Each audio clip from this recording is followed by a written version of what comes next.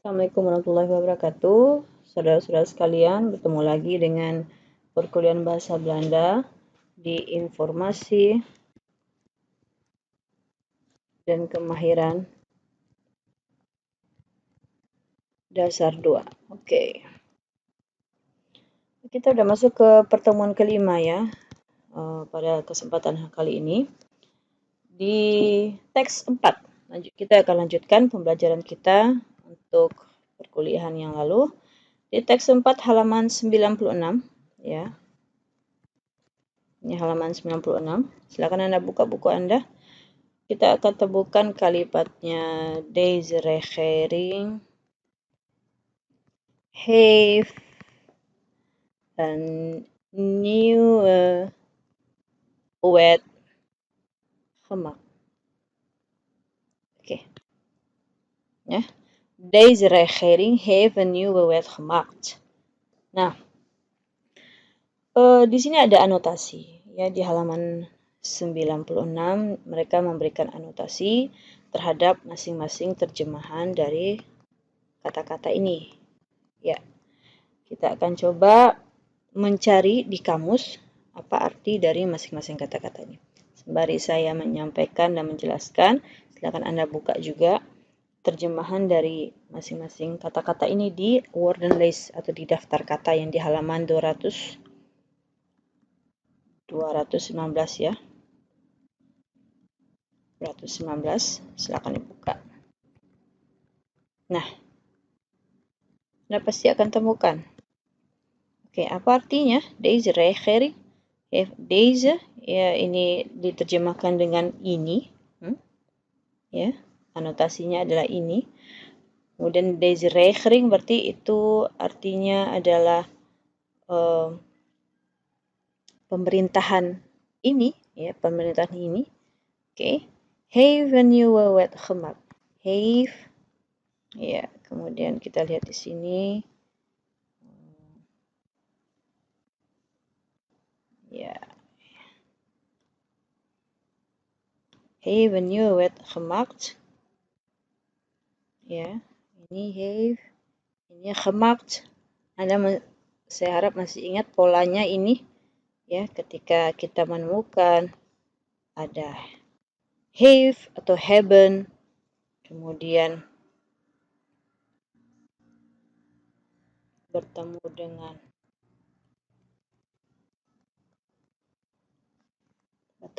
res, kemudian bertemu dengan partisip, gitu. Ya.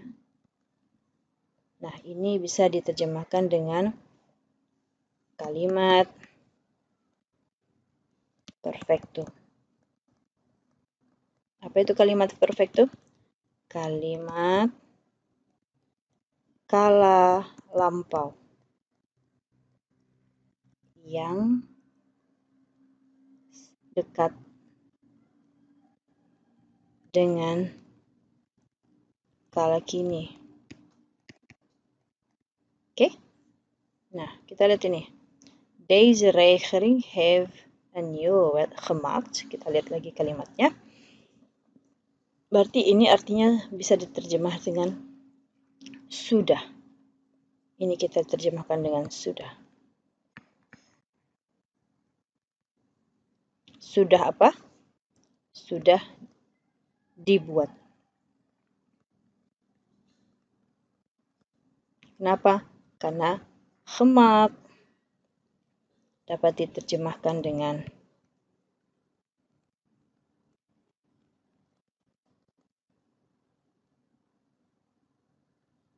dibuat. Asal katanya hilangkan he-nya, hilangkan t-nya, tambahkan en. Sehingga dia menjadi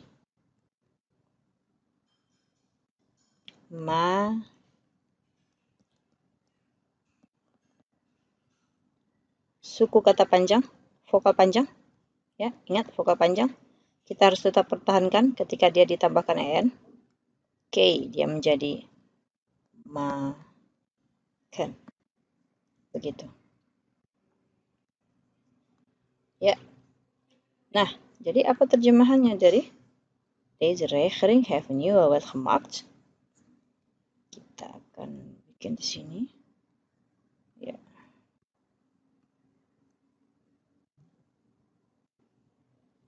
Oke. Pemerintahan ini memiliki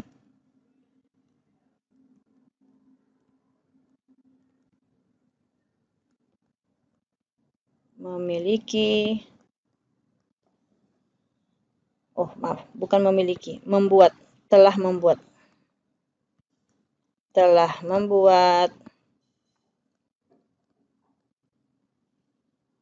undang-undang baru. Ya, telah membuat undang-undang baru. Nah, dari terjemahan ini, ya, saya akan ulang kembali di sini kalimatnya. Deze regering heeft een nieuwe wet gemaakt. Saya akan ulang kembali. Oke. Ya, deze regering heeft een nieuwe wet gemaakt. Nah, kata-kata ini, ya, kita garis bawah. Ini kemudian menjadi subjeknya tentu, karena ini adalah pemerintahan yang baru, ya. Kemudian heeft, seperti Anda sudah tahu di sini polanya, ya. Hebben, bisa heeft di sini juga, ya. Berarti dia menjadi PV. Oke, PV. Kemudian een nieuwe wet gemaakt. Oke, tentu ini menjadi res. Ya, itu menjadi res. Kemudian gemaakt sendiri, ini akan menjadi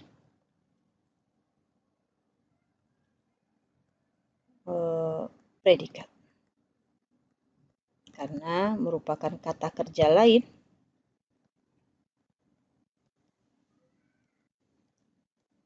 selain PV. Ya. Nah, seperti itu. Kemudian kita akan coba penggal ya. Kita akan coba penggal kalimatnya. Seperti apa kita memegal kalimatnya. Subjek kita akan pegal di sini. Ya, kemudian have kita akan pegal di sini sesuai dengan frasanya. Res kita akan pegal di sini. Ya, kemudian predikat sendiri sesuai dengan frasanya. Nah, kemudian kita akan lihat apa kata dasar dari masing-masing kata ini. Ya, kata dasarnya. Deze regering itu sudah menjadi kata dasar. Ya. Regering adalah kata benda. Ya, ini bentuknya tunggal. Sehingga sudah menjadi kata dasar. Oke, ini kata benda. Kemudian have. Apa kata dasarnya? Have ini adalah kata tugas ya. Karena dia tidak bisa berdiri sendiri ini. Dia nggak bisa berdiri sendiri. Ya, dia kata tugas. Kata dasarnya apa? Heaven. Oke. Nieuwe.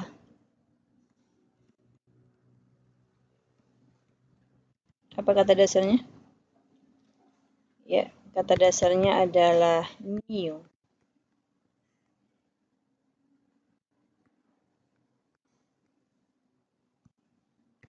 New. Dan ini merupakan jenis kata sifat. Baru. Ya enggak? Baru, lama, gitu kan? Kata sifat. Oke. Ya, baru, lama, apa lagi? Panjang, lagi pendek. Ini semuanya kata sifat. Ya. Nah, kata sifat dalam bahasa Belanda, kita harus ingat, kata sifat fungsinya apa? Dia mengiringi kata benda.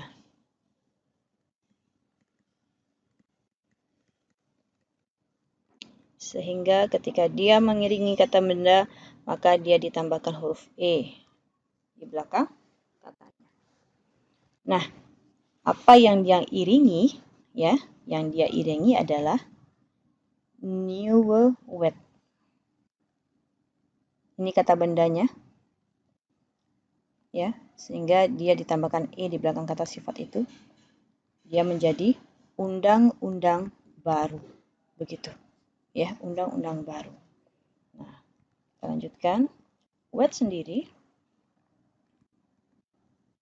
itu sudah kata benda dan kemudian dia berbentuk tunggal, ya, bentuknya tunggal, sehingga kata dasarnya tetap wet, begitu. Kalau dia bentuk jamak gimana? Kalau dia bentuk jamak, maka kita akan menambahkan en-nya, enggak, menjadi wetten. Ya, kita tambahkan en-nya, ya, sehingga dia menjadi wetten. Nah, selanjutnya gemak sendiri. Oke, kita lihat dulu. Ini gemak nih. Gimana gemak? Gemak itu kita tuliskan di sini, gemak.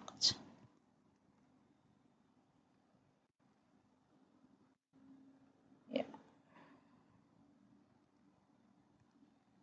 Gemak.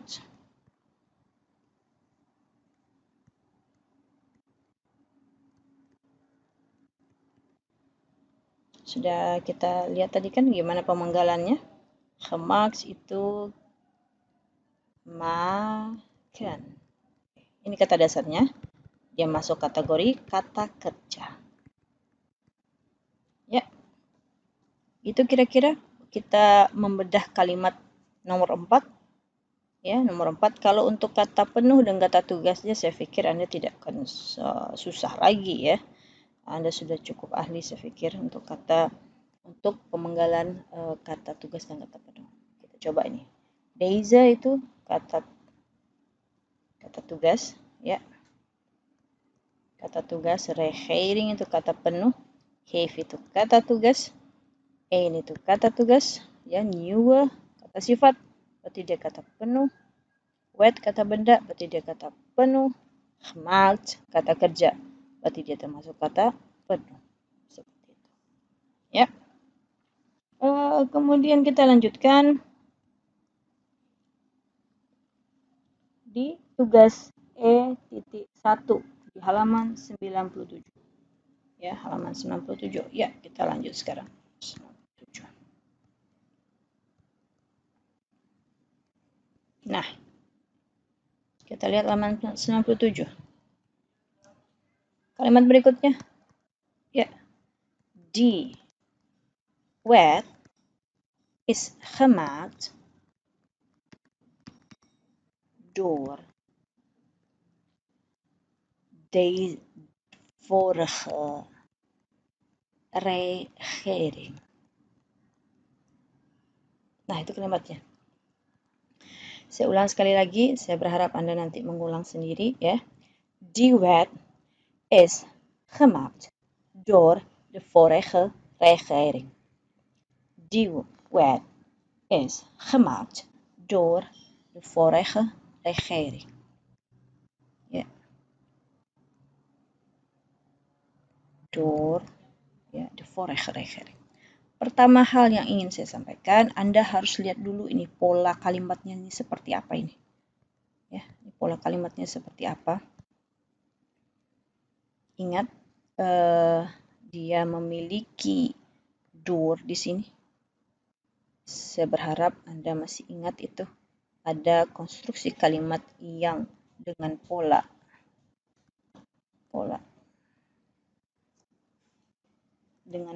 door, ya.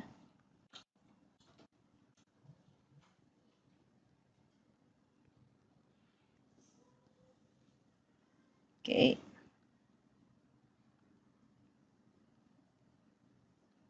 Nah, Polanya seperti ini. Nah, coba ingatkan lagi. Subjek plus PV plus door gitu plus partisip.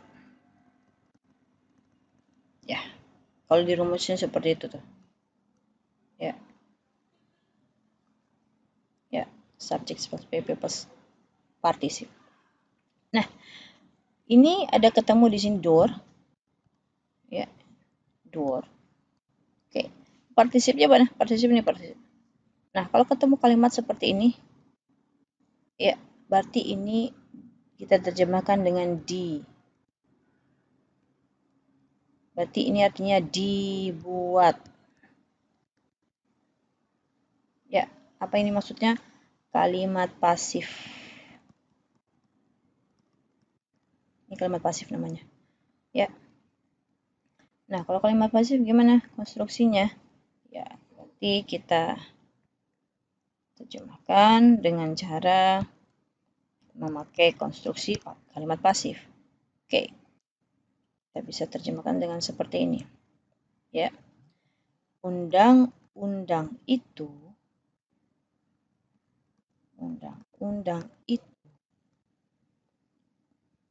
dibuat.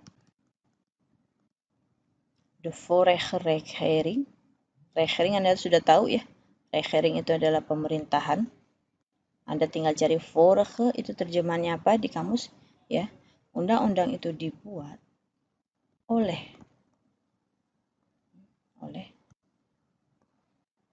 ya pemerintah. Oke. Sebelumnya atau pemerintahan yang lalu ya.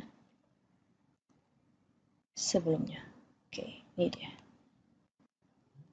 Seperti itu. Nah, kalau kita ingin membedah kalimatnya, ya kita ingin membedah kalimatnya, yang mana yang kata tugas misalnya. Die wet is gemaakt door de vorige regering. Oke, yang mana yang kata tugas? Oke, ini kata tugas. Ya. Wet, undang-undang artinya berarti ini kata benda. Kata benda berarti dia kata penuh. Is. Is ini adalah kata tugas. Ya, kita bisa kasih coret di sini. Oke, gemaakt. Gemaakt adalah kata kerja, berarti dia kata penuh. Oke. Door. Door adalah kata tugas. Ya, dia tidak bisa berdiri sendiri. Oleh gitu, oleh kita nggak tahu ini maksudnya apa. Oleh harus ada kalimat lain atau kata lain yang didampingi. Kemudian de juga ini adalah kata sandang. Ya, berarti ini adalah kata tugas juga.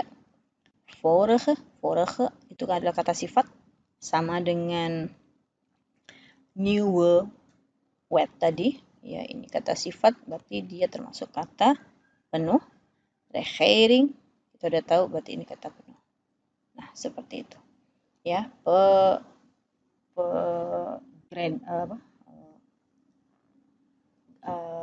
penjabarannya dari penjelasan kalimat 5. Kalimat 5. Nah, kemudian saya ingin bertanya. Ya, pertanyaan buat Anda semua nih. Ini ada sein, ada is di sini ya. Oke. Anda harus tahu is ini adalah bentuk perubahan dari sein. Ya. Nah, mana yang subjek, mana yang PV-nya di sini? Ya, mana subjek, mana PV-nya?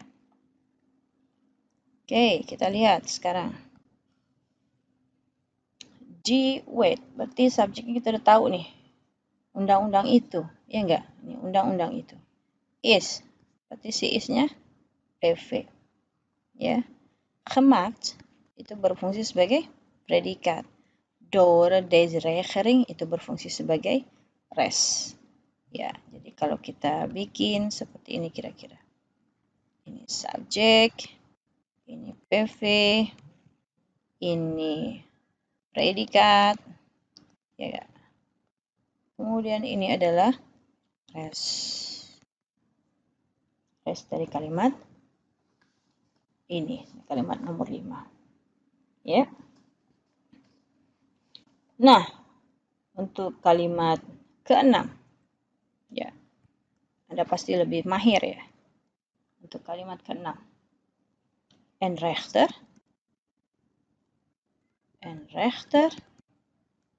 heeft andere bevoegdheden.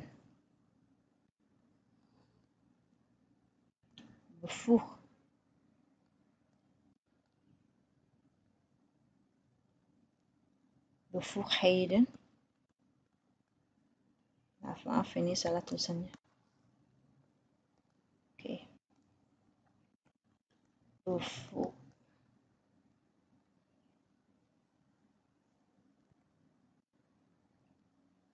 Oke, saya ulang lagi nih. Tulisannya salah. Oke. Een rechter heeft andere bevoegdheden dan een aanklager. Oke. Ya.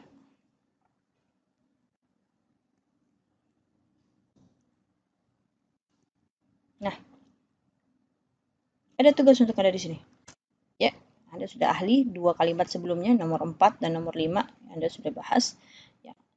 Untuk nomor 6, Anda pasti sudah pintar ya, sudah pintar.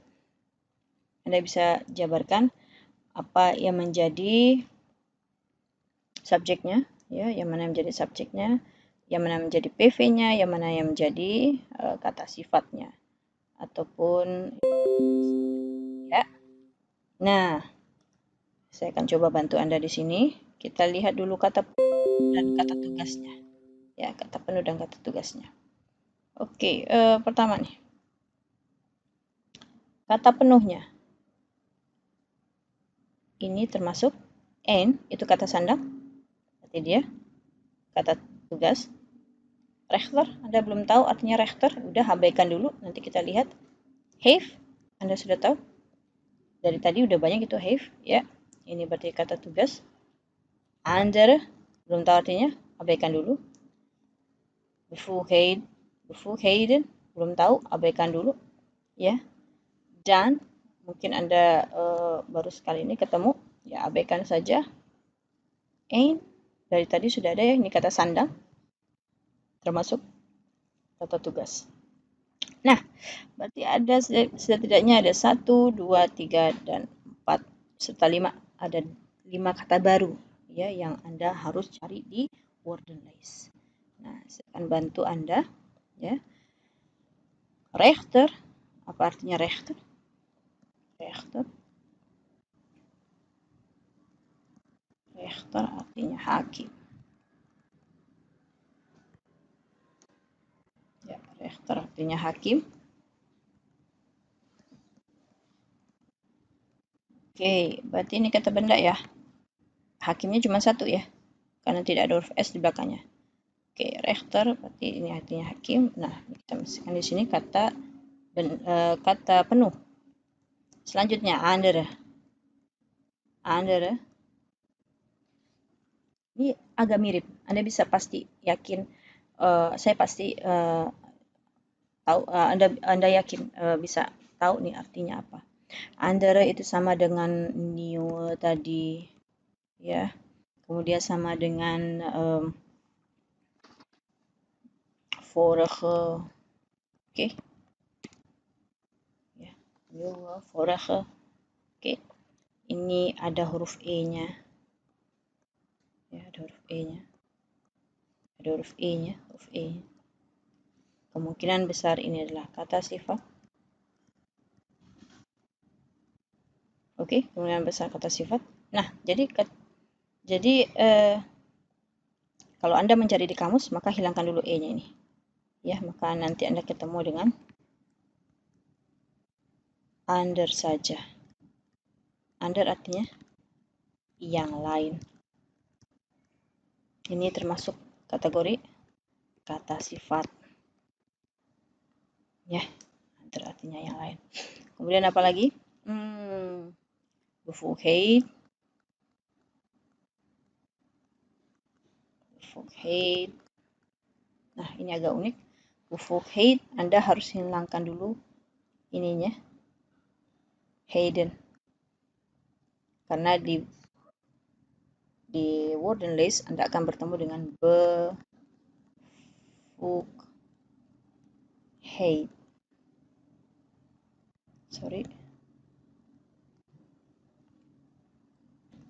Bevoegdheid. Apa itu bevoegdheid? Kewenangan. Ini bentuk tunggalnya. Tunggal. Sedangkan ini adalah bentuk jamaknya.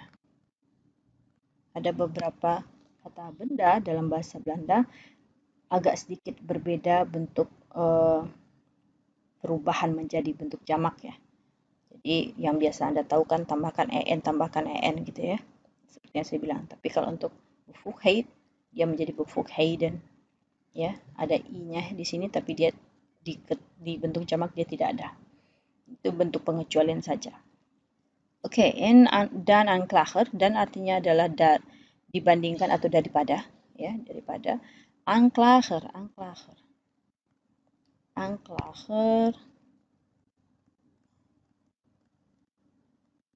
Ini adalah penuntut umum. Ya, jadi dia kategori kata benda.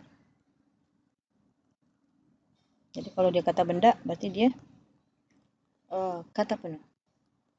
Oke, berarti ini kata penuh, ini kata tugas, ini kata penuh. Ya, begitu penggalannya. Kira-kira ya.